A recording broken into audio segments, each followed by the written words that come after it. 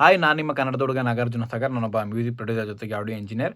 ನಾನು ನಾರ್ಮಲಾಗಿ ಡಬ್ಬಿಂಗ್ನೆಲ್ಲ ಮಾಡ್ತಾ ಇರ್ತೀನಿ. ಈ ದಿನ ಒಬ್ಬರು ಆರ್ಟಿಸ್ಟ್ ಬರ್ತಾ ಇದ್ದಾರೆ, ಹಾಗೆ ನನ್ನ ಕೈಯಲ್ಲಿ ಒಂದು ಪ್ರಾಜೆಕ್ಟ್ ಕೂಡ ಇದೆ. ಈ ದಿನ ನಾನು ಸ್ಕ್ರೀನ್ ರೆಕಾರ್ಡ್ ಮಾಡಿ ಆ್ಯಂಡ್ ನಾನು ರೆಕಾರ್ಡ್ ಮಾಡೋವಂಥ ಟೈಮ್ನಲ್ಲಿ ಕೆಲವೊಂದಷ್ಟು ಕ್ಲಿಪ್ಸ್ನ ಕೂಡ ನಾನು ರೆಕಾರ್ಡ್ ಮಾಡ್ತೀನಿ. ಇದನ್ನು ನಿಮಗೆ ಏನಾದ್ರು ಒಂದು ಕಲೀಲಿ ಸಿಗುತ್ತೆ. ನಾವು ನಾರ್ಮಲಾಗಿ ರೆಕಾರ್ಡಿಂಗ್ ಮಾಡುವಂಥ ಒಂದು ಟೈಮ್ನಲ್ಲಿ ಆಡಿಯೋ ಸೆಟ್ಟಿಂಗ್ಸ್ನಲ್ಲಿ ನಾವು ಆಡಿಯೋನ ಅಂದರೆ ಆಡಿಯೋ ಡಿವೈಸಸ್ನ ನಾವು ಆಡಿಯೋ ಇಂಟರ್ಫೇಸ್ನ ಸೆಲೆಕ್ಟ್ ಮಾಡ್ಕೊಂಡಿರ್ತೀವಿ. ಬಟ್ ಈ ದಿನ ನಾವು ಸ್ಕ್ರೀನ್ನ ರೆಕಾರ್ಡ್ ಮಾಡ್ಕೊಳ್ಳೋವಂಥ ಒಂದು ನೆಸೆಸಿಟಿ ಇರೋದ್ರಿಂದ ನಾನು ಆಡಿಯೋ ಡಿವೈಸನ್ನು ನಾನು ಚೇಂಜ್ ಮಾಡ್ಕೊಳ್ತೀನಿ. FL Studio ಆಡಿಯೋ ಅಂತ ಬರುತ್ತೆ, ಅದು ಬಿಟ್ಟರೆ ಇನ್ಬಿಲ್ಟ್ ಆಡಿಯೋ ಡ್ರೈವರ್ಸ್ ಏನಿರುತ್ತೆ ಅದನ್ನು ಸೆಲೆಕ್ಟ್ ಮಾಡ್ಕೊಳ್ತೀನಿ. ಹೀಗಾಗಿ ಒಂದು ರೆಕಾರ್ಡಿಂಗ್ ಮಾಡುವಂಥ ಒಂದು ಟೈಮಲ್ಲಿ ಸ್ವಲ್ಪ ಲ್ಯಾಗ್ ಆಗ್ಬೋದು ಅಥವಾ ಕೆಲವೊಂದಷ್ಟು ಎರರ್ಸ್ ಬರ್ಬೋದು. ಬಟ್ ನೀವು ರೆಕಾರ್ಡಿಂಗ್ ಮಾಡುವಂಥ ಒಂದು ಟೈಮ್ನಲ್ಲಿ ನಿಮ್ಗೆ ಯಾವುದೇ ರೀತಿ ಎರರ್ಸ್ ಬರೋದಿಲ್ಲ. ಹೀಗಾಗಿ ನಿಮಗೆ ಈ ಒಂದು ವೀಡಿಯೋದಲ್ಲಿ ನಿಮ್ಗೆ ಏನಾದ್ರು ಒಂದು ಚೂರು ಕಲೀಲಿಕ್ಕೆ ಸಿಗ್ಬೋದು ಅಂತ ಅಂದ್ಕೊಳ್ತೀನಿ. ಬನ್ನಿ ನೋಡೋಣ. ಓಕೆ ಓಕೆ ತುಂಬ ಎಕ್ಸೈಟ್ ಆಗಬೇಡಿ. ಇಲ್ಲ ಇಲ್ಲ ಇಲ್ಲ ಅದನ್ನ ನೀನು ತಲೆಗೆ ಇಟ್ಕೊಂಡಿಲ್ಲ ನಾನು. ಇಲ್ಲ ಇಲ್ಲ ಅದು okay last popcorn with mayor ಇದೆಲ್ಲ ಓಕೆ ಲಾಸ್ಟ್ ಇದಷ್ಟೇ विद मेयर मेयर ठीक है. इसका मतलब क्या है? लेबर. ಮೇಯರ್ ಸರಿ. इसका ಇದರ ಅರ್ಥ ಏನು? रेड. देखो सरी. लिटमस बेस में ब्लू, एसिड में रेड. लेबर. लिटमस सरी. बेस में ब्लू, एसिड में रेड. ಲಿಟಮಸ್ ಬೇಸಲ್ಲಿ ಬ್ಲೂ, ಆಸಿಡ್ ಅಲ್ಲಿ ರೆಡ್. लेबर. Hi. Turmeric red yellow. Turmeric red yellow. Turmeric red yellow. Popcorn PPC. Phenolphthalein pink yellow. Popcorn PPC. Phenolphthalein pink colourless. Phenolphthalein pink colourless. Mayor methyl orange yellow red. Yellow. Red. Methyl orange yellow ಬಂದಿಲ್ಲ.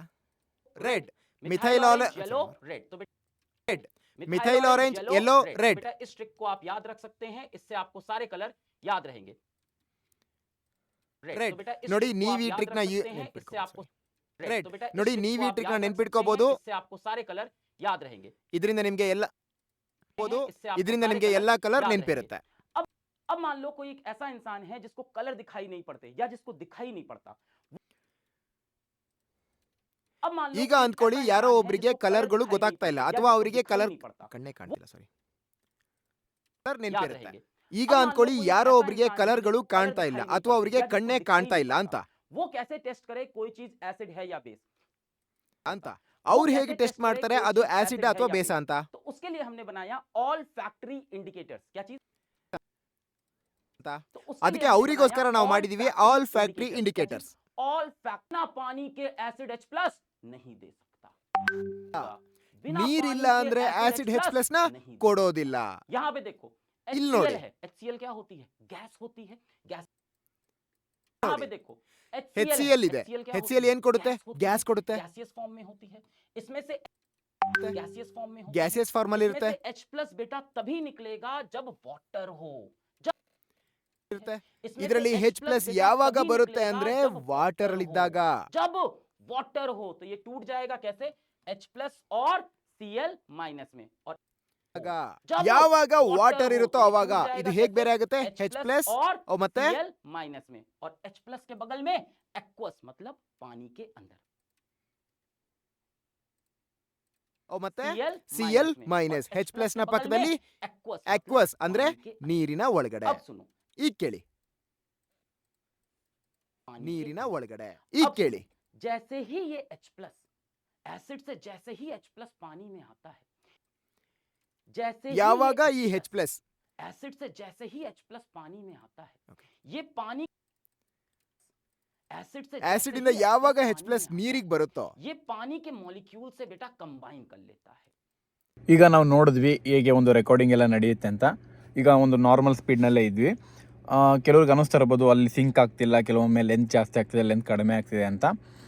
ಇಂಡಸ್ಟ್ರಿನಲ್ಲಿ ಭಾಳಷ್ಟು time work ಮಾಡುವಂಥ ಟೈಮ್ನಲ್ಲಿ ಕೆಲವೊಮ್ಮೆ quality work ಮಾಡಬೇಕಾಗುತ್ತೆ. And ನಾವು ಸೀರಿಯಲ್ಗೆ ಅಂತ ಹೋಗ್ತೀವಿ, ಆಮೇಲೆ ಡೈರೆಕ್ಟ್ ಡಬ್ಬಿಂಗಿಗೆ ಅಂತ ಹೋಗ್ತೀವಿ. ಅಲ್ಲೆಲ್ಲ ಯಾವ ರೀತಿ ಇರುತ್ತೆ ಅಂತಂದರೆ ಲಿಪ್ಪೆಲ್ಲ ನಾರ್ಮಲಾಗಿ ಸಿಂಕ್ ಮಾಡಲಿಕ್ಕೆ ಭಾಳಷ್ಟು ಟ್ರೈ ಮಾಡ್ತೀವಿ. ಆ್ಯಂಡ್ ಲೆಂತು ಪ್ರತಿಯೊಂದು ಕೂಡ ಎಲ್ಲ ಮ್ಯಾಚ್ ಆಗ್ತಾ ಇರುತ್ತೆ. ಬಟ್ ಕೆಲವೊಮ್ಮೆ ಏನಾಗುತ್ತೆ ಅಂತಂದರೆ ಕೆಲವೊಂದಷ್ಟು ಯೂಟ್ಯೂಬ್ ಕಂಟೆಂಟ್ಸ್ಗಳು ಬರ್ತವೆ.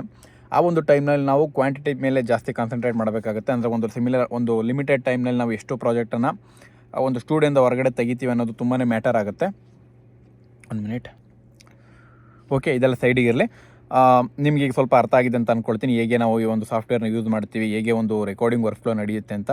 ಆರ್ಟಿಸ್ಟ್ ಬಂದಿದ್ದವರು ಅಂತವ್ರು ಕೂಡ ಸ್ವಲ್ಪ ಸ್ಪೀಡ್ ಇದ್ದರು. ಆ್ಯಂಡ್ ಇದಲ್ಲದೆ ಏನು ಅಂತಂದರೆ, ನಾವು ಯಾವುದೇ ರೀತಿ ಸ್ಕ್ರಿಪ್ಟನ್ನು ಪ್ರೊವೈಡ್ ಮಾಡೋದಿಲ್ಲ. ಕೆಲವೊಮ್ಮೆ ದೊಡ್ಡ ಸಿನಿಮಾಗಳು ಕೂಡ ಪ್ರೊವೈಡ್ ಮಾಡೋದಿಲ್ಲ. ಏನಕ್ಕೆ ಅಂದರೆ, ಕೆಲವೊಮ್ಮೆ ಮೇನ್ ಆರ್ಟಿಸ್ಟ್ಗಳಾಗಿದ್ದರೆ ಅವರಿಗೆ ಒಂದು ಟ್ರ್ಯಾಕ್ ಅಂತ ಪ್ರೊವೈಡ್ ಮಾಡ್ತೀವಿ, ಡಬ್ಬಿಂಗ್ ಟ್ರ್ಯಾಕ್ ಅಂತ ಇರುತ್ತೆ. ಅದನ್ನು ಕೆಲವೊಮ್ಮೆ ನಾವು ಡಮ್ಮಿ ಟ್ರ್ಯಾಕ್ ಅಂತ ಕೂಡ ಕರಿತೀವಿ.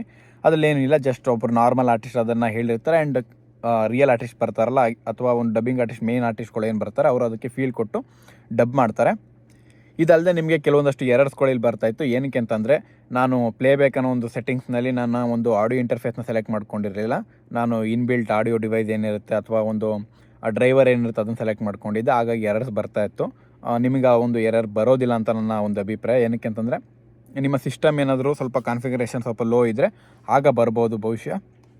ಬಟ್ ಆಡಿಯೋ ಇಂಟರ್ಫೇಸ್ ಇದ್ದಂಥ ಕೇಸ್ನಲ್ಲಿ ನಿಮಗೆ ಯಾವುದೇ ರೀತಿ ಎರರ್ಸ್ ಬರೋದಿಲ್ಲ. ಮತ್ತು ನಿಮಗೆ ಈ ದಿನ ಈ ವಿಡಿಯೋದಲ್ಲಿ ಏನೋ ಸ್ವಲ್ಪ ಕಲೀಲಿ ಸಿಕ್ಕಿದೆ ಅಂತ ಅಂದ್ಕೊಳ್ತೀನಿ. ಮತ್ತೆ ಮುಂದಿನ ವಿಡಿಯೋದಲ್ಲಿ ಸಿಗ್ತೀನಿ. Good bye.